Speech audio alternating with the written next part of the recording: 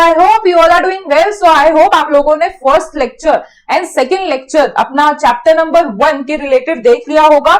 और हमने chapter lecture number 2 में हमने बेसिकली जो प्रिंसिपल ऑफ मैनेजमेंट है ये वाले चैप्टर का हमने इंट्रोडक्टरी पार्ट देखा था, जहां पे मैंने आपको प्रैक्टिकल लाइफ के साथ रिलेट करते हुए मैंने आपको ये प्रिंसिपल ऑफ मैनेजमेंट की इंट्रोडक्टरी पार्ट समझाया था. बेसिकली ये इंट्रोडक्टरी पार्ट अगर आपको समझ जाता है तो आप इस चैप्टर को इन्वॉल्व कर पाते हो, मतलब आगे के चैप्टर को आप इजिली समझ पाओगे.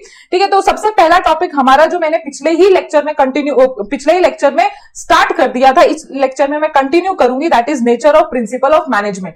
सो बेसिकली हम पढ़ रहे थे कि प्रिंसिपल ऑफ मैनेजमेंट का बिहेवियर क्या रहता है, उसके कैरेक्टरिस्टिक क्या रहते हैं, उसके फीचर्स क्या रहते हैं. ठीक है, तो नेचर मतलब क्या कि आप कैरेक्टरिस्टिक पढ़ रहे हो प्रिंसिपल ऑफ मैनेजमेंट का. पहला कैरेक्टरिस्टिक मैंने समझा दिया था लेकिन मैं रिपीट करूंगी इस लेक्चर में, यूनिवर्सल एप्लीकेशन. कोई भी प्रिंसिपल ऑफ मैनेजमेंट ले लो, उसका जो एप्लीकेशन है वो यूनिवर्सली अप्लाई किया जा सकता है. यूनिवर्सली अप्लाई किया जा सकता है मतलब all kind of organisation, any kind, मतलब वो किसी भी नेचर का बिजनेस हो, किसी भी साइज का बिजनेस हो, कोई भी बिजनेस रहने दो, private, government, non government, service type of business रहने दो, हर एक बिजनेस को वो अप्लाई होता है. और दूसरा बोला हुआ है कि ये यूनिवर्सल अप्लाई हर एक लेवल ऑफ मैनेजमेंट को होता है, चाहे टॉप लेवल हो, चाहे मिडिल लेवल हो या चाहे लोअर लेवल हो, इन तीनों लेवल ऑफ मैनेजमेंट को अप्लाई होता है. अगर वो अप्लाई नहीं करते हैं तो फिर उनको कॉन्सिक्वेंसेस झेलने की नौबत आ जाती है. इसीलिए हर एक बिजनेस को प्रिंसिपल ऑफ मैनेजमेंट तो फॉलो करना ही चाहिए,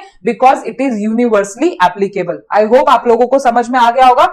now second is general guideline. So general guideline मतलब कि ये आपको एक ऐसे गाइडलाइन देते हैं जो आप अपने तरीकों से, अपने सिचुएशन के हिसाब से, अपने प्रॉब्लम के हिसाब से यूज कर सकते हो. कहने का मतलब ऐसा नहीं है सिर्फ इसी सिचुएशन या इसी प्रॉब्लम के लिए या इसी चीज के लिए आप प्रिंसिपल ऑफ मैनेजमेंट अप्लाई कर सकते हो. नहीं, every situation which is happening in a business, every problem which you are tackling in a business, you can apply there, because principle of management एक स्पेसिफिक थिंग नहीं है जो उधर ही apply हो सकता है. इट इज जनरल गाइडलाइन और आप जनरली इसको एप्लीकेबल कर सकते हो. कोई भी मैनेजर रहने दो, कोई भी बिजनेस रहने दो, आप स्पेसिफिक प्रॉब्लम मतलब टैकल करना चाहते हो, आप अप्लाई कर सकते हो. मतलब ये हर एक प्रॉब्लम एंड सिचुएशन को टैकल करने में, चाहे वो कोई भी सिचुएशन हो, कोई भी साइज ऑफ बिजनेस हो, चाहे कोई भी नेचर ऑफ ऑर्गेनाइजेशन हो, every problem can be solve by using principal of management because it give us a general guideline. ये रिजिड नहीं है. रिजिड मतलब कि ये कोई फिक्स्ड चीज नहीं है जो आप उसी जगह पे अप्लाई कर सकते हो. आप देखो उन्होंने लिखा हुआ फर्स्ट सेंटेंस में कि it is a general guideline tackling the organisational situation wisely as well as in solving the problem. They are not fix, they are not rigid, मतलब वो फिक्स नहीं है, वो स्टैटिक है, वो चेंज होते रहते हैं सिचुएशन टू सिचुएशन और आप अप्लाई कर सकते हो हर जगह. ठीक है, देखो उन्होंने एग्जांपल दिया हुआ है कि जब हम फेयर रेम्युनरेशन की बात करते हैं, मतलब वन ऑफ द प्रिंसिपल है वो फेयर रेम्युनरेशन की बात करते हैं, तो उसमें फेयर जो वर्ड है वो एक जनरल वर्ड है. ठीक है, एक फिक्स चीज नहीं है. जो फेयर मतलब 50,000 सैलरी आप देते हो, रेम्युनरेशन मतलब सैलरी. ठीक है, 50,000 सैलरी आप जब तक नहीं दोगे तब तक आप फेयर नहीं हो, ऐसा नहीं है. वो सिचुएशन के हिसाब से, सामने वाले ह्यूमन के स्किल के हिसाब से जो फेयर वर्ड है वो डिफाइन होता है, या ऑर्गेनाइजेशन के साइज, नेचर के हिसाब से जो फेयर वर्ड है, फेयर रेम्युनरेशन का मतलब जो है वो चेंज हो सकता है. तो वैसा ही वो एक जनरल गाइडलाइन देता है, वो एक फिक्स चीज नहीं देता कि आपको कुछ बोला है तो आपको इसी तरह से अप्लाई करना है. ठीक है, समझ में आ गया. मतलब you can change, you can modify according to the situation, problem, according to the nature, size of the organization. Okay. Now, third one is principle are formed by practice and experiment. मतलब आपको मैंने starting में ही बताया था पिछले lecture में कि इस आपके चैप्टर में दो ऐसे ऑथर दिए हुए हैं, एक हेनरी फोयल और एक F.W. टेलर, जिन्होंने ये जो सारे प्रिंसिपल है, साइंटिफिक प्रिंसिपल रहने दो, प्रिंसिपल ऑफ मैनेजमेंट रहने दो, ये बहुत मतलब अपने करियर के दौरान उन्होंने वो चीजें एक्सपेरिमेंट करके थरली आज बनाया है, जिसे आज लेटेस्ट जो मैनेजर्स हैं, जो नए मैनेजर्स मार्केट में आ रहे हैं, उन प्रिंसिपल्स को फॉलो करके अपने बिजनेसेस को चला रहे हैं, सक्सेसफुली चला रहे हैं। तो ये जो बना हुआ प्रिंसिपल है, ऐसा नहीं है ये रातों रातों बन चुका है, ये एक प्रॉपरली एक्सपेरिमेंट करके, थरली एक्सपेरिमेंट करके बनाया गया है। So principle are develop gradually with the thorough research work. Thorough research मतलब दिन रात रिसर्च वर्क करके बनाया गया प्रिंसिपल है ये। Systematic observation experiment are conducted before developing that. मतलब कि आज जो आप पढ़ रहे हो प्रिंसिपल ऑफ मैनेजमेंट, ये बहुत ही ऑब्जर्वेशन के अंडर रह के, बहुत ही ज्यादा एक्सपेरिमेंट करके इनके ऊपर जो आज आप पढ़ रहे हो वो सारी चीजें डेवलप की गई है। The result of such experiment has been develop as a principle after it practice in the organisation. और जब ये आपके बुक में या जब मैनेजर्स को ये चीज दी गई कि आप ये प्रिंसिपल यूज कर सकते हो, तो ये एक्चुअली बहुत बार ऑलरेडी एक्सपेरिमेंट किसी और ऑर्गेनाइजेशन पे करके एंड उसका रिजल्ट फाइनली अगर पॉजिटिव आ रहा है, तब जाके वो बोल रहे हैं कि यस, ये प्रिंसिपल अप्लाई करने से कुछ चेंजेस आ सकते हैं बिजनेस में। कितना चेंजेस आ सकता है, इट इज ऑन यू। कैसे चेंजेस आ सकता है, it is on you, but changes तो आ रहा है अगर हमने इसको अच्छी तरह से अप्लाई किया तो। मतलब ये जो बने हैं थ्रू प्रैक्टिस एंड एक्सपेरिमेंट बने हैं। एकदम से दिन रात को हमने सोचा एंड सुबह बन गया, ऐसी चीज नहीं हुई इसके साथ, ठीक है। Okay, now fourth one is flexibility. Now easy, very easy, general guideline के साथ थोड़ा अगर आप रिलेट कर सकते हो कि जो प्रिंसिपल ऑफ मैनेजमेंट है वो फ्लेक्सिबल है। मतलब कि एक मैनेजर, अगर मैं एक मैनेजर की बात करूं और बी मैनेजर की बात करूं, तो सेम सिचुएशन होगा, लेकिन they can apply that principle differently, because principle of management ही बोलता है कि हम इस प्रिंसिपल को फ्लेक्सिबल बोल रहे हैं, क्योंकि आप उसको मॉडिफाई कर सकते हो according to the situation, according to your problem, according to your organisation nature, size. मतलब n नंबर ऑफ रीजंस है जिससे कि manager A, manager B can apply same principle differently in different organisation. तो वो एक फ्लेक्सिबल चीज है। It means they can be change और modified according to the situation. Manager can be flexible while implementing principle to suit the requirement, ठीक है। Manager ए जिस organisation में काम कर रहा है उसका इन्वायरमेंट, उसका रिक्वायरमेंट जो है वो अलग है, सेम बी का अलग है, तो वो अपने इस प्रिंसिपल को अपनी तरह से मोल्ड करके अप्लाई कर सकते हैं। The business situation keep on changing, management principle can be adjusted and modified and can be use in the organisation according to its need. तो ये एक फ्लेक्सिबल चीज है जो कि हम चेंज कर सकते हैं। जैसे जनरल गाइडलाइन आपको बोल रहा था कि अकॉर्डिंग टू सिचुएशन आप उसे चेंज कर सकते हो, वैसे ही वो बोल रहा है कि दो मैनेजर अगर ये अप्लाई करना चाहे तो दो मैनेजर अलग अलग, मतलब सेम प्रिंसिपल अलग अलग ऑर्गेनाइजेशन में उस सेम प्रिंसिपल को डिफरेंटली अप्लाई कर सकते हैं। समझ में आ गया? Okay, now fifth one is behavioural in nature. Behavioural in nature मतलब कि ये जो सारे प्रिंसिपल ऑफ मैनेजमेंट है वो सारे किस चीज को, मतलब किस चीज को एक्चुअली मॉडिफाई करने की कोशिश कर रहे हैं, ह्यूमन बिहेवियर को। जो सबसे बड़ा मुद्दा रहा है किसी भी ऑर्गेनाइजेशन में वो है इंप्लॉइज, वो है मैनेजर्स। अगर मैनेजर एंड इंप्लॉय के बीच में ऐसा रिलेशनशिप नहीं रहा, पॉजिटिव रिलेशनशिप नहीं रहा, तो ऑर्गेनाइजेशन का सक्सेसफुल होना बहुत मुश्किल हो जाता है। तो एक्चुअली जो प्रिंसिपल ऑफ मैनेजमेंट मॉडिफाई करने की कोशिश करता है, it is behaviour of various people, चाहे वो टॉप, मिडिल, लोअर लेवल पे हैं, उनको उनके बिहेवियर अगर चेंज हो जाएंगे तो ऑटोमेटिकली जो बिजनेस का तरक्की है वो बढ़ेगा, ठीक है। तो बेसिकली जो बिजनेस प्रिंसिपल ऑफ मैनेजमेंट बनाए गए हैं लोगों के बिहेवियर को मॉडिफाई या उनके बिहेवियर को इन्फ्लुएंस करने के लिए बनाए गए हैं, इसीलिए बिहेवियरल इन नेचर बोला गया उसे। This principle control a group of person and direct them to achieve a objective, क्योंकि मैनेजर के भी वही ऑब्जेक्टिव है, इंप्लॉइज के भी वही ऑब्जेक्टिव है। तो प्रॉपर प्रिंसिपल अप्लाई करके आप इन दोनों कैटेगरी, जो वो दोनों ग्रुप है, उनको आप प्रॉपरली वो ऑब्जेक्टिव अचीव करने के लिए डायरेक्ट कर सकते हो, उनके बिहेवियर को वन डायरेक्शन में लेके जा सकते हो, ऐसा प्रिंसिपल ऑफ मैनेजमेंट का काम है। Now 6th one is cause and relationship. आप कोई भी प्रिंसिपल अगर अप्लाई करने के बारे में सोचते हो, there is some reason behind applying that principle. Cause मतलब देयर इज सम रीजन कि आप अप्लाई कर रहे हो इस प्रिंसिपल को। फॉर एग्जाम्पल देखो आपके बुक में एक एग्जाम्पल दिया है कि जब आप गुड वेजेस पे करने के बारे में सोचते हो, फेयर रेम्यूनरेशन पे करने के बारे में सोचते हो, मतलब देयर इज अ रीजन कि लोग जो है हताश है, लोग जो है खुश नहीं है सैलरी से। तो प्रिंसिपल जो आप अप्लाई कर रहे हो फेयर रेम्यूनरेशन, जिस प्रिंसिपल के बारे में आप सोच रहे हो, वो क्यों सोच रहे हो? बिकॉज ऐसा देखा गया है कि लोग मोटिवेटेड फील नहीं कर रहे, तो कॉज हो गया। और जब आप उस प्रिंसिपल को अप्लाई कर देते हो तो आपको रिजल्ट ऑटोमेटिकली दिख जाता है। तो हर एक प्रिंसिपल अप्लाई करने का कुछ ना कुछ रीजन रहता है, और जब आप उस कॉज को मतलब उस प्रिंसिपल को अप्लाई कर देते हो तो आपको कुछ ना कुछ पर्टिकुलर इफेक्ट देखने को मिलता है। तो ये पहले ही सेंटेंस में बोला हुआ है, दे डिटरमाइन द कॉज और reason for a particular effect. So for example, payment of good wages, incentive help in increasing the output of workers or making effective advertisement increases the sale of product. मतलब कि अगर आप incentives पे करते हो, अच्छे wages पे करते हो, तो ऑटोमेटिकली आप देख लोगे कि जो आपका आउटपुट है, वर्कर्स का जो आउटपुट है वो इंक्रीज हो जाएगा। या आप प्रॉपर एडवर्टीजमेंट करोगे तो आपको ऑटोमेटिक दिख जाएगा कि जो सेल है वो बढ़ा है। तो मतलब पर्टिकुलर एक कॉज होता है वो प्रिंसिपल अप्लाई करने का, और जब आप वो प्रिंसिपल अप्लाई कर देते हो तो आपको वो पर्टिकुलर इफेक्ट ऑटोमेटिकली दिख जाता है।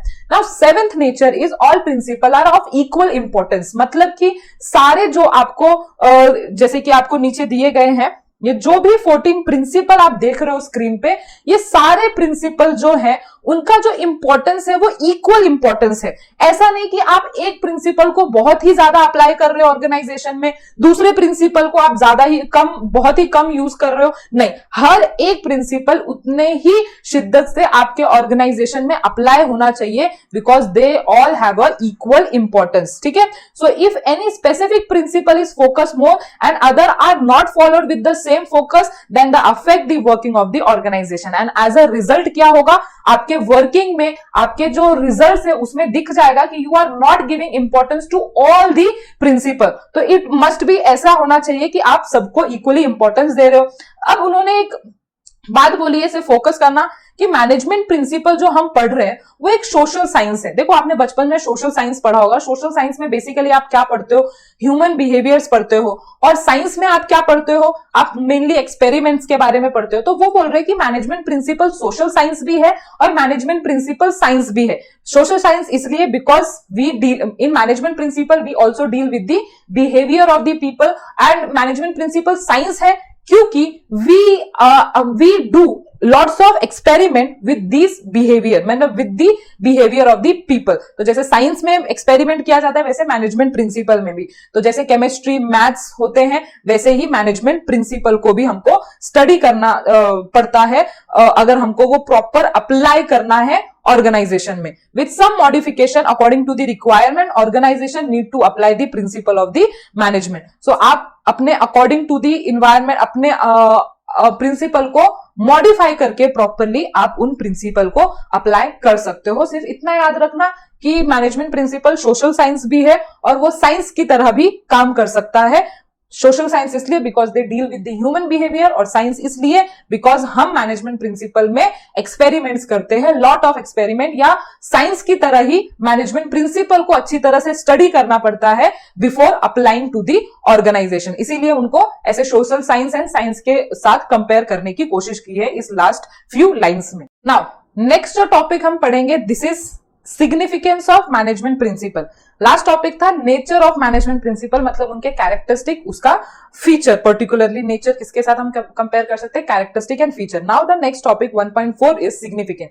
सिग्निफिकेंस को आप दूसरा नाम दे सकते हो इंपॉर्टेंस। ठीक है, क्या बोल सकते हो आप इसको, इंपॉर्टेंस ऑफ मैनेजमेंट प्रिंसिपल, कि why we have to study so much about management principle. ऐसा क्या काम करते हैं मैनेजमेंट प्रिंसिपल ऑर्गेनाइजेशन में कि इनको हमको पढ़ने की जरूरत पड़ रही है। ठीक है, तो यही चीज आपको ये कुछ पॉइंट्स बताएंगे कि actually by applying these management principle, क्या क्या चीजें देखी गई हैं और क्या इंपॉर्टेंस है इस चीज को अप्लाई करने का, एंड आप समझ जाओगे at the end of this lecture कि what are the importance of management principle. देखो उन्होंने ना इंट्रोडक्टरी पार्ट में क्या बोला हुआ है। आगे का लेक्चर कंटिन्यू करने से पहले एक छोटी सी इंफॉर्मेशन थी कि एसजीसीए के लेक्चर्स दो तरीकों से चलते हैं, एक यूट्यूब सीरीज जैसे आप हमें अभी देख रहे हो, और दूसरा हमारे खुद के प्रीमियम ऑनलाइन लाइव क्लासेस चलते हैं जहां पे आपको ये सारे टीचर्स आके उनके रिस्पेक्टिव सब्जेक्ट पढ़ाते हैं, और ये जीमीट पे होता है, लाइव सेशन होता है, interaction at a best level होता है, और अगर आपके कुछ लेक्चर मिस भी हो जाते हैं तो उनकी रिकॉर्डिंग फैसिलिटीज आपको मिल जाती हैं। ये जो आप स्क्रीन पे देख रहे हो ये सारे एडिशनल बेनिफिट्स हैं जो आपको प्रीमियम बैच ज्वाइन करने पे मिलेंगे।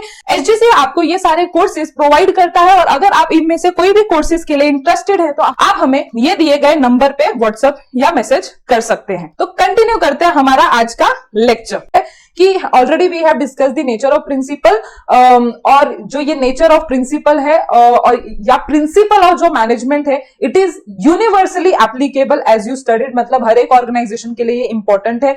ये हमको एक प्री डिटरमाइंड सोल्यूशन देता है। कोई भी कभी भी जब भी ऑर्गेनाइजेशन में कोई भी प्रॉब्लम आता है तो हमारे पास एक प्री डिटरमाइंड सोल्यूशन रहता है, मतलब पहले से ही बना हुआ सोल्यूशन रहता है जो ऑर्गेनाइजेशन में, हालांकि देखा गया है कि एवरी टाइम वो प्रॉब्लम आता है, जैसे बार बार जो वर्कर्स है वो डीमोटिवेट होते हैं, तो as I told you earlier कि आप उनको अच्छे इंसेंटिव्स दे सकते हो, अच्छे वेजेस दे सकते हो, सेल बार बार कम होता है तो जैसे आई हैव टोल्ड यू कि उस केस में आप अपने एडवर्टीजमेंट ज्यादा कर सकते हो। मतलब हर एक सोल्यूशन का, मतलब हर एक प्रॉब्लम का एक प्री डिटरमाइंड सोल्यूशन देता है आपको principle of management.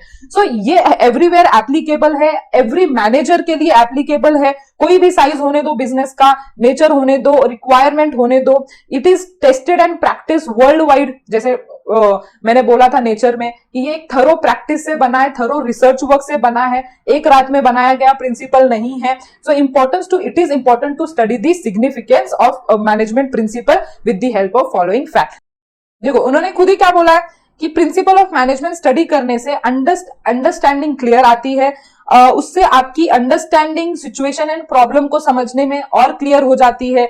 It further help manager to find out solution to a problem and handle situation. Management principle are outcome of experience of various professional people, मतलब वो already well tested है। जो principal of management है ये already well tested है, तो इसको बेझिझक कोई भी मैनेजर, नया मैनेजर हो, एक्सपीरियंस मैनेजर हो, इसे अप्लाई कर सकता है, because it is already been tested, verified कि इस सिचुएशन में क्या किया जाए। The use of this principle helping manager about the manner in which they should act in a different situation. This type of timely guidance reduce the wastage of resource and the goal can be achieved in a appropriate manner. तो बहुत अच्छी बात बोली है कि अगर ये manager को ऑलरेडी पता रहेगा कि ये सिचुएशन में मैंने क्या करना चाहिए, ये प्रॉब्लम को मैंने कैसे हैंडल करना चाहिए, तो वो उसी प्रकार से अपने एक्शंस करेगा, कोर्स ऑफ एक्शन अप्लाई करेगा, और प्लस गलती होने से बचेगा। जब गलती होने से बचता है मैनेजर की, कोई गलती नहीं होती है, मतलब ही क्या, वेस्टेज ऑफ रिसोर्सेज नहीं होगा। ऑर्गेनाइजेशन का सबसे बड़ा कंसर्न जो है वो मिट जाएगा कि हमारे ऑर्गेनाइजेशन में कम से कम वेस्टेज होगा अगर हम ज्यादा से ज्यादा प्रिंसिपल को अप्लाई करेंगे, और जब हम इसे एप्रोप्रिएट मैनर में अप्लाई करते हैं तो इट इज चांसेस कि हम अच्छी तरह से अपने जो गोल है, ऑब्जेक्टिव जो है वो हम अचीव करें। नाउ सेकंड पॉइंट देखते हैं, helpful in efficient utilisation of resources. तो सबसे पहले ये समझो कि what do you mean by efficient word, ठीक है। Efficient means without wastage. जब भी आप ऑर्गेनाइजेशन के वेरियस रिसोर्सेज यूज करते हो तो वो विदाउट वेस्टेज होना चाहिए। Now in first two line they have given कि किसी भी ऑर्गेनाइजेशन में दो टाइप के रिसोर्सेज होते हैं, one is physical and other one is human resources. तो फिजिकल रिसोर्सेज में मटेरियल मशीन्स एंड मनी आते हैं, एंड ह्यूमन रिसोर्स में मैन पावर आते हैं। तो जनरली हम इसको 4M करके भी उसे हम प्रोनाउंस करते हैं, तो लिख लेना, आपके बुक में नहीं है। सो ये जो सारे रिसोर्सेज है, ये जो सारे M है, वो अच्छी तरह से यूज होना चाहिए, बेसिकली इनका ये कहना है। और ये अच्छी तरह से यूज होने की जो जिम्मेवारी लेता है वो प्रिंसिपल ऑफ मैनेजमेंट बोलता है। तो वो बोलता है कि अगर आप प्रिंसिपल ऑफ मैनेजमेंट फॉलो करते हो तो एक प्रॉपर बैलेंस बनता है ये सारे रिसोर्सेज में, क्योंकि principle of management always seek optimum utilisation, and उससे क्या होता है, कंट्रोल होता है रिसोर्सेज के वेस्टेज से। ऑप्टिमम यूटिलाइजेशन मतलब जितना चाहिए उतना ही यूज करो, जिस टाइम पे चाहिए उतना ही यूज करो, मतलब ना ज्यादा ना कम, जितना रिक्वायर्ड है। हम ये भी नहीं बोल रहे कि आप कम यूज करके जो प्रोडक्ट की प्रोडक्टिविटी है या जो प्रोडक्ट की क्वालिटी है उसे आप डिग्रेड कर दो, नहीं, जितना चाहिए उसे उतना, और ये भी नहीं कि ज्यादा यूज करो आप उस रिसोर्सेज को, क्योंकि ज्यादा रिसोर्सेज करोगे तो वेस्टेज होने के चांसेस है। तो एक प्रॉपर गाइडलाइन प्रोवाइड करके हमको वेस्टेज होने से बचाता है अगर हम प्रिंसिपल ऑफ मैनेजमेंट फॉलो करते हैं। सेकंड, उन्होंने बोला हुआ है कि अगर आप प्रिंसिपल ऑफ मैनेजमेंट फॉलो करते हो तो उससे ना एक कॉर्डियल रिलेशनशिप आता है। किसके बीच में कॉर्डियल रिलेशनशिप मतलब फ्रेंडली रिलेशनशिप, जो इधर बोला हुआ है कॉर्डियल रिलेशनशिप। अब कोई भी ऑर्गेनाइजेशन में दो ग्रुप होते हैं, ठीक है, एक ग्रुप होता है जो काम करवा के लेता है, दैट इज मैनेजर, ठीक है, और एक ग्रुप होता है जो काम करता है, दैट इज एम्प्लॉय ग्रुप, ठीक है। इन दोनों में हमेशा लड़ाई झगड़े होते ही रहते हैं। डिसिप्लिन, इंप्लॉय जो है डिसिप्लिन तरीके से काम नहीं करते, जब करना रहता है तब काम नहीं करते। मैनेजर की ये प्रॉब्लम होती है, जो इंप्लॉय को वादा किया है वो निभाते नहीं है, तो इंप्लॉय भी ढंग तरीके से काम नहीं करते, तो इनके बीच में ना मतभेद होती रहती है। बट अगर आप प्रिंसिपल ऑफ मैनेजमेंट फॉलो करते हो तो इट इज सेइंग कि ये डिसिप्लिन मेंटेन करने का काम करता है, हेल्दी वर्किंग एनवायरनमेंट मेंटेन करने का काम करता है, जिससे कि इन्वायरमेंट में, ऑर्गेनाइजेशन में कॉर्डियल रिलेशनशिप बना रहता है। और जब कॉर्डियल रिलेशनशिप बना रहता है, फ्रेंडली रिलेशनशिप या इन्वायरमेंट रहता है ऑर्गेनाइजेशन में, तो automatically it increases the efficiency level of employ and also facilitate the effective administration. वो बोल रहे हैं एम्प्लॉइज का क्या हो जाता है, अपने आप उनकी जो एफिशिएंसी लेवल है, काम करने की जो ताकत है, वो इंक्रीज हो जाती है, विदाउट वेस्टेज इंक्रीज होता है। प्लस जो मैनेजर है वो प्रॉपर तरीके से एडमिनिस्ट्रेट कर पाते हैं, एडमिनिस्ट्रेट मतलब इंप्लॉइज को प्रॉपर तरीके से गाइड कर पाते हैं। तो इन ऑल पूरे हमने इस सेकंड जो पॉइंट देखा उसमें यही था कि आप कैसे अपने वेरियस रिसोर्सेज को इफेक्टिव यूटिलाइजेशन या efficient utilisation at a optimal resources use कर सकते हो। तो उन्होंने यही चीज बोला है, if you do principle of management, if you apply principle of management, of course efficient utilization of resource होगा। Now third point आपको basically क्या बता रहा है कि जब भी हम principle of management इससे गाइडेंस लेते हैं तो वो हमेशा हमको एक समझदार तरीके से डिसीजन बताता है। ये नहीं कि ट्रायल एंड एरर मेथड करने को बोलता है, ये नहीं हिट द मिस मेथड करने को बोलता है, एक सिस्टमैटिक अप्रोच बताता है। जब भी मतलब देखो साइंटिफिक डिसीजन बेसिकली क्या, कि जब भी आप कोई प्रॉब्लम का सोल्यूशन निकाल रहे हो तो ये नहीं कि आप कुछ भी करके उसका सोल्यूशन निकाल दिया और आपने बोला वाह सोल्यूशन निकल गया, नहीं, एक सिस्टमैटिक अप्रोच होनी चाहिए टुवर्ड्स दैट प्रॉब्लम, कैसे बढ़ना है, कैसे उस चीज को करना है एंड कंक्लूजन पे लाना है। और इस पूरे दौरान कोई वेस्टेज नहीं होना चाहिए, सारा रिलेशनशिप अच्छी तरह से होना चाहिए।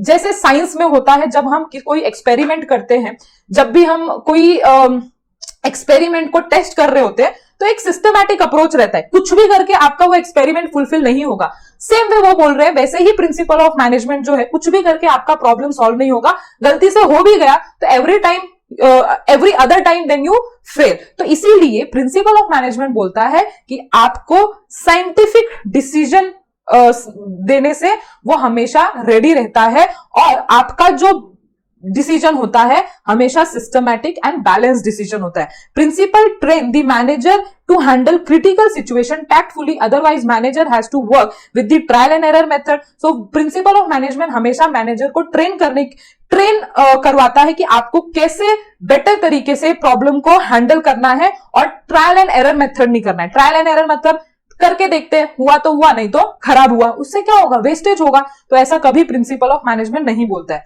With the use of various management principle one can get an idea about how to analyse the situation, to search alternative options and their result. ठीक है, तो ऑलवेज प्रिंसिपल ऑफ मैनेजमेंट जो है सारे सिचुएशन को प्रॉपरली एनालाइज करता है and then बहुत सारे ऑप्शंस मैनेजर्स को देता है कि कैसे आप प्रॉपर रिजल्ट के पास पहुंच सकते हो। कुछ भी करके रिजल्ट आया ठीक है, लेकिन वेस्टेज हो सकता है, लेकिन आप जब प्रिंसिपल ऑफ मैनेजमेंट के अप्रोच को फॉलो करते हो तो प्रॉपरली आप रिजल्ट तक पहुंचते हो।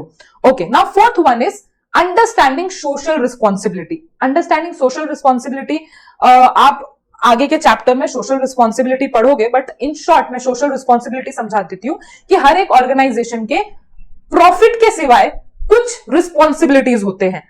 अब जैसे कि प्रॉफिट के सिवाय और क्या रिस्पॉन्सिबिलिटी होता है, जैसे इंप्लॉइज के टूवर्ड्स अच्छा रहना, इंप्लॉइज को फेयर सैलरी देना, कस्टमर को क्वालिटी गुड्स देना, ओनर को प्रॉपर रिटर्न्स देना, है ना, जिन्होंने इन्वेस्ट किया है, बहुत सारे ऐसे हमारे अदर देन प्रॉफिट, या आप बोल सकते हो अदर देन इकोनॉमिक ऑब्जेक्टिव, मतलब ऑर्गेनाइजेशन का सेल्फिश जो ऑब्जेक्टिव रहता है उसको छोड़ के कुछ बाहर के लोगों के लिए ऑब्जेक्टिव्स रहता है कि जो हमारे साथ लोग काम कर रहे हैं, जो हमारे साथ कुछ ईमानदार लोग हैं, उनके साथ हमने ईमानदार रहना चाहिए और हम उनके टूवर्ड्स एक सोशल रिस्पॉन्सिबिलिटी रखते हैं, कुछ जवाबदारी रहती है हमारे उनके टूवर्ड्स, ठीक है। तो वो बोल रहे हैं कि अगर आप प्रिंसिपल ऑफ मैनेजमेंट फॉलो करते हो तो आपके जो सोशल रिस्पॉन्सिबिलिटीज है वो भी फुलफिल हो जाते हैं। कैसे? जब आप प्रिंसिपल ऑफ मैनेजमेंट फॉलो करते हो तो जो प्रोडक्ट की क्वालिटी है वो हमेशा अच्छी ही होती है। हमेशा प्रिंसिपल ऑफ मैनेजमेंट बोलता है कि फेयर रेम्यूनरेशन देना चाहिए, तो आपकी ये रिस्पॉन्सिबिलिटी भी फुलफिल हो जाती है। जब आप ये सारी चीजें करोगे तो आपके प्रॉफिट भी इंक्रीज होगा, हेंस आप ओनर्स को उनका प्रॉपर रिटर्न्स दे पाओगे। तो सारे जो सोशल रिस्पॉन्सिबिलिटी है इनडायरेक्टली प्रिंसिपल ऑफ मैनेजमेंट से फुलफिल हो जाते हैं। दूसरा है कि वेस्टेज नहीं होता, जिसके वजह से प्रॉफिटेबिलिटी इंक्रीज होती है। प्रॉफिटेबिलिटी इंक्रीज होती है तो आप सारे बिजनेस के जो लाइबिलिटीज है वो प्रॉपर तरीके से क्रेडिटर के टूवर्ड्स आप लॉयल रहते हो, सारे प्रॉब्लम का हल निकल जाता है। तो यही बोल रहा है कि आप अपने सोशल रिस्पॉन्सिबिलिटी को अंडरस्टैंड करने में एंड फुलफिल करने में आप बखूबी से कर पाते हो if you follow principle of management. So read कर लेना, वही सारी चीजें हैं। सो आपके क्या क्या सोशल रिस्पॉन्सिबिलिटी है इधर दिया हुआ है, देखो। Quality, product at a reasonable price. Reasonable price मतलब जितना उस प्रोडक्ट को बनाने में खर्चा लगा है plus some profit you can take it, and उसके बाद ही आप जो प्राइस है वो चार्ज करो। ये नहीं कि आपको बनाने में 2 रुपए लगे हैं और आप चार्ज कर रहे हो 20 रुपए, कोई संबंध क्या है, मतलब ये तो ऐसे लूटने के धंधे हो गए। ऐसा नहीं होना चाहिए। आपकी जो प्राइसिंग होनी चाहिए प्रोडक्ट की वो हमेशा रीजनेबल होनी चाहिए। अगर 2 रुपए लगा है तो कहां आप 2.5, 3 रुपीज, 4 रुपीज, 5 रुपीज तक भी आप ले सकते हो, लेकिन 20 रुपए ये एक अनरीजनेबल प्राइस माना जाता है, ठीक है। फिर अवॉइड आर्टिफिशियल मोनोपोलिस्टिक सिचुएशन। आप इकोनॉमिक में पढ़ोगे मोनोपोलिस्टिक सिचुएशन, मतलब आपने मार्केट में अपनी इतनी हवा कर दी कि आप एक मोनोपोली सिचुएशन पे हो, है ना, कि 2 बायर एक साथ मोनोपोली पे पहुंच जाते हैं और जितना प्राइसिंग रखना चाहते हैं उतना अपने प्रोडक्ट की प्राइसिंग रख के कस्टमर को बहका रहे होते हैं या कस्टमर के साथ खिलवाड़ कर रहे होते हैं। तो ऐसा नहीं करना चाहिए। हमेशा हमने फेयर कॉम्पिटिशन पे ध्यान देना चाहिए, फेयर रेम्यूनरेशन पे ध्यान देना चाहिए। हमने हमेशा इन्वायरमेंट के साथ चेंज होना चाहिए, जैसे जैसे इन्वायरमेंट चेंज होता है वैसे।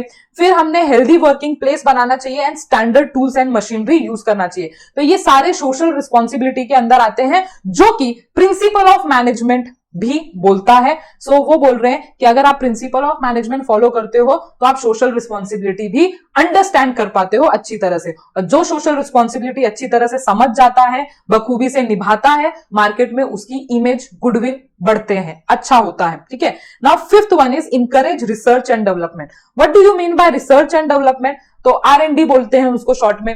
तो आपने बहुत बार ऐसे देखा होगा कि फेसबुक R&D कर रहा है या एप्पल कंपनी R&D कर रहा है, टेस्ला R&D कर रहा है। क्यों? क्योंकि नए नए प्रोडक्ट्स आते रहते हैं मार्केट में। कभी भी एक प्रोडक्ट सालों साल नहीं चलता रहता। आप इलेक्ट्रॉनिक गैजेट्स में देख लो, आज जो चीज लेटेस्ट मानी जाती है वो कल होके आउटडेटेड मानी जाएगी, मतलब वो मार्केट में रहेगी भी नहीं, दिखेगी भी नहीं। तो जो मार्केट है वो बोलता है बिजनेस को कि you have to do research and development. आपके प्रोडक्ट में कुछ चेंजेस आने चाहिए, उनके फीचर्स बढ़ने चाहिए और डेवलप होते रहने चाहिए अगर आप मार्केट में टिकना चाहते हो। तो कहने का मतलब है जैसे रिसर्च एंड डेवलपमेंट हमको मार्केट में टिकाने की कोशिश कर रहा है, वैसे जो प्रिंसिपल ऑफ मैनेजमेंट होते हैं वो हमको इंकरेज करता है रिसर्च एंड डेवलपमेंट के लिए, ठीक है। रिसर्च एंड डेवलपमेंट हमें क्या बोलता है कि आप रिसर्च एंड डेवलपमेंट करो। तो प्रिंसिपल ऑफ मैनेजमेंट जो है वो हमको एक फोर्स देता है कि yes we have to do research and development. Okay, so मैं आपको बोल रही थी कि मैनेजमेंट प्रिंसिपल जो होते हैं वो एवर चेंजिंग होते हैं, डायनामिक जिसे हम बोलते हैं। जैसे इधर बोला हुआ है आपको, principle of management are dynamic. So वो क्यों चेंज होते हैं? Because according to the environment हमें बहुत सारे चेंजेस लाने पड़ते हैं, चाहे वो ह्यूमन बिहेवियर में हो, चाहे वो अपने बिजनेस के तौर तरीके हो। जैसे आपने देखे होंगे पहले मैनुअल मशीन्स चलते थे, आजकल ऑटोमेटिक मशीन्स है। तो पहले जो टाइम होता था वर्कर्स के पास, वो बहुत ज्यादा टाइम दिया जाता था because they work on the manual machines. But आज ऑटोमेटिक मशीन हो गया है तो उस हिसाब से जो टाइमिंग है वर्कर्स की काम करने की उस एक प्रोडक्ट पे वो कम हो जा रही है। तो मतलब कि ऐसा थोड़ी कि मैनेजमेंट प्रिंसिपल आपको सालों पहले बोलता था कि 1 घंटा लगेगा प्रोडक्ट को, तो आज भी वो 1 घंटा ही है। नहीं, मैनेजमेंट प्रिंसिपल जो है वो समय के साथ चेंज होता है, और वो हमें एक बात बोलता है कि आपको भी समय के साथ चेंज होना पड़ेगा, चाहे वो आपके तौर तरीके हो, चाहे वो आपका प्रोडक्ट हो, आपको समय के साथ चेंज करना पड़ेगा। तो पढ़ते हैं, principle of management are dynamic, their nature goes on changing along with the change in the business world over the year, they are developed to suit the current need. It enable manager to bring consistent improvement in them. So वो भी जैसे principal of management अपने आप को change कर रहा है current need के हिसाब से, वो बोल रहा है कि मैनेजर को भी करंट इन्वायरमेंट के साथ, करंट नीड के साथ चेंज होना चाहिए। मैनेजमेंट ने नए तौर तरीके अडॉप्ट करना चाहिए अपने बिजनेस में, उन्होंने गाइड करना चाहिए कि आज मतलब आज का आउटकम क्या है जो, और हमारा आउटकम कितना आ रहा है, मतलब कि एक्सपेक्टेड आउटकम से क्या हमारे आउटकम मैच हो रहे हैं कि नहीं, कि हम बहुत लैग कर रहे हैं पीछे। तो अगर आप लैग कर रहे हो तो there is a requirement for research and development, आपको कुछ नया ढूंढने की जरूरत है। If needful, manager can modify the principle according to the situation, as we have already studied, कि अगर आपको प्रिंसिपल को भी मॉडिफाई करने की बारी आई तो वो भी अलाउड है, क्योंकि हमने नेचर में देखा था कि प्रिंसिपल क्या है, फ्लेक्सिबल है, वो हमको जनरल गाइडलाइन दे रहा है। तो हम अपने लिबर्टी, अपने फ्रीडम के साथ हम अपने खुद के डिसीजन बना सकते हैं। फिर हमको एक साइंटिफिक अप्रोच रहता है रिसर्च एंड डेवलपमेंट करने का, growth and development of the organisation करने के लिए। साइंटिफिक डिसीजन मतलब as I told you in previous third point, कि हमको एक सिस्टमैटिक अप्रोच के थ्रू रिसर्च एंड डेवलपमेंट या चेंजेस करने चाहिए, जिससे कि हमारे बिजनेस के ऑब्जेक्टिव्स, गोल और अच्छी तरह से अचीव हो। तो बेसिकली ये जो कंक्लूजन है इस पॉइंट का ऐसा है कि principle of management always motivate you to do research and development. मतलब ये भी एक इंपॉर्टेंस ही तो हो गया कि अगर आप प्रिंसिपल ऑफ मैनेजमेंट फॉलो नहीं करते हो तो शायद आप ये चीज लैक कर जाओगे और आप पीछे छूट जाओगे। Okay, now 6th point is helpful to coordinate and control. Helpful to coordinate मतलब कि आपको अपने बिजनेस में बहुत सारे लोग होते हैं, बहुत सारे एक्टिविटीज होते हैं, बहुत सारे लेवल्स होते हैं मैनेजमेंट के, बहुत सारे मैनेजर्स होते हैं, बहुत सारे इंप्लॉइज होते हैं, बहुत सारे रिसोर्सेज होते हैं। तो इन सारे चीजों को प्रॉपरली कोऑर्डिनेट करके, प्रॉपरली कंट्रोल करके आपको एक्टिविटीज करने पड़ते हैं, क्योंकि अगर आप बेटर कोऑर्डिनेशन नहीं कर पाए तो it will become a difficult task for a manager to control the situation, to control the performance of the employee। तो हर एक स्टेज पे, हर एक सेकेंड, हर एक minute every manager should able to tackle these all situation। So principle of management guideline देता है, as I told कि guideline देता है वो फुल्ली, ताकि वो कैसे बेटर कोऑर्डिनेट कर पाए। Management principle offers suitable system while establishing coordination and control। तो ये सब पॉसिबल हो पाता है, आप प्रॉपरली कोऑर्डिनेट, कंट्रोल तभी कर पाते हो if you follow principle of management in the organisation. Now 7th point is develop objective approach. Objective approach मतलब क्या होता है ना, विदाउट एनी पार्शियलिटी। जब आप कोई सब्जेक्टिव अप्रोच बोलते हो तो it means it is some bias वाली थिंग, मतलब आपने अपने बिहेवियर में सम बायस लाया हुआ है, ठीक है, पार्शियलिटी लाई हुई है। But principal of management without partiality बोलता है कि आपको ऑब्जेक्टिव अप्रोच अपनाना चाहिए, मतलब विदाउट पार्शियलिटी वाली अप्रोच अपनानी चाहिए। So with the help of various principal of management one can develop objective approach. लिख सकते हो उधर, without partiality manager can identify the business opportunity, root cause of problem in correct manner and can provide appropriate solution on it। It build confidence in the mind of the manager। तो हमेशा जब भी हम principal of management को follow करते हैं तो हमारे पास जो सारी चीजें आती हैं वो अच्छी ही आती हैं। अपॉर्चुनिटीज हो, प्रॉब्लम को हल करने की समझदारी हो, या हमारे अंदर कॉन्फिडेंस बिल्डअप करने की बारी हो, वो सारी चीजें अच्छी तरह से हमारे दिमाग, दिल में बैठ जाती है। मतलब हमारे अंदर एक ऑब्जेक्टिव अप्रोच आता है। ओके, सो ये 7 पॉइंट थे। मतलब मैंने आपको एकदम 110% देने की कोशिश की है कि कंटेंट तो बहुत बड़ा बड़ा है, बहुत सारे बच्चे ऐसे कंटेंट देख के घबरा जाते हैं, इसलिए मैंने आपको ना सेंटेंस वाइड, वर्डिंग वाइज आपको समझाने की कोशिश की है कि ऐसा कुछ भी नहीं है, इजी है।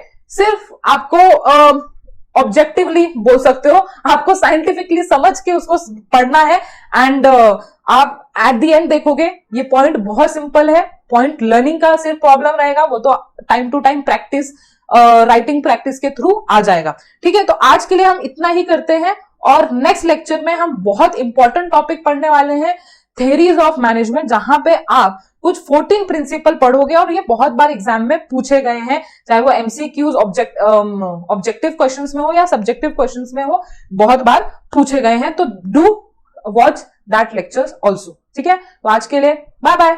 अगर आपको ये वीडियो पसंद आता है तो जरूर लाइक कर देना, चैनल को सब्सक्राइब कर देना कंटिन्यूअस नोटिफिकेशन के लिए, अपने ज्यादा से ज्यादा फ्रेंड्स को शेयर कर देना। और अगर आपको ये वीडियो में कुछ पसंद आता है, कुछ सजेशन देना है, तो जरूर हमें कमेंट करके बताना। सो ये हमारे कुछ सोशल मीडिया अकाउंट्स हैं जहां पे आप हमारे साथ और अच्छे से जुड़ सकते हैं, तो जरूर फॉलो करना।